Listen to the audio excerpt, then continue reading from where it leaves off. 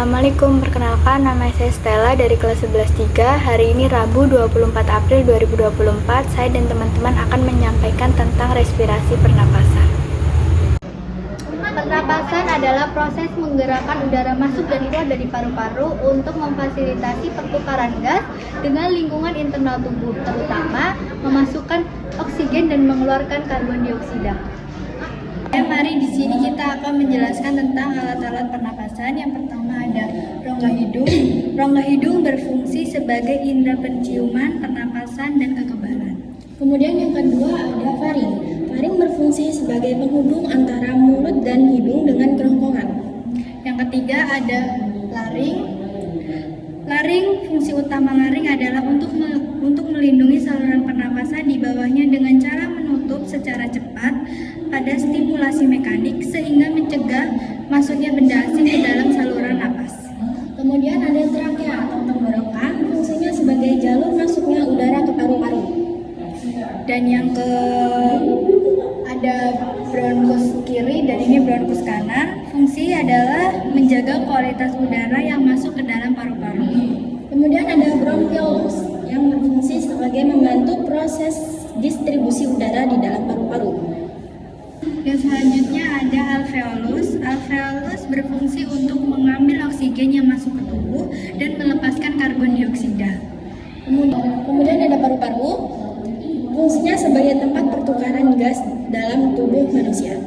Mekanisme pernapasan dada seperti ini. Itulah inspirasi atau mengambil udara. Yang pertama, otot tulang rusuk dan diafragma kontraksi. Kemudian volume rongga dan dada paru-paru meningkat. Kemudian tekanan udara dalam paru-paru turun.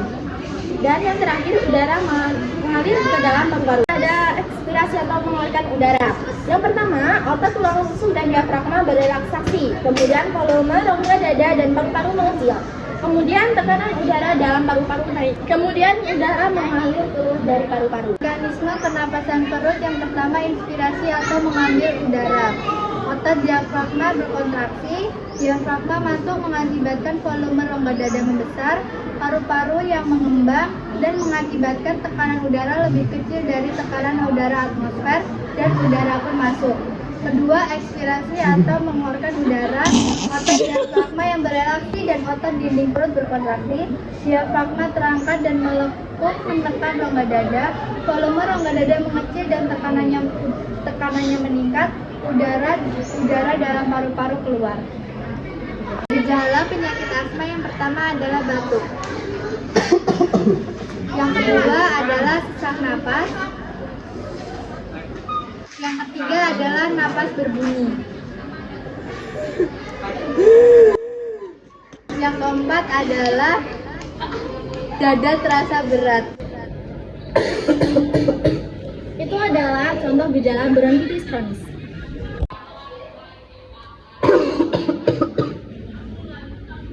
Itu adalah contoh gejala penyakit TBC.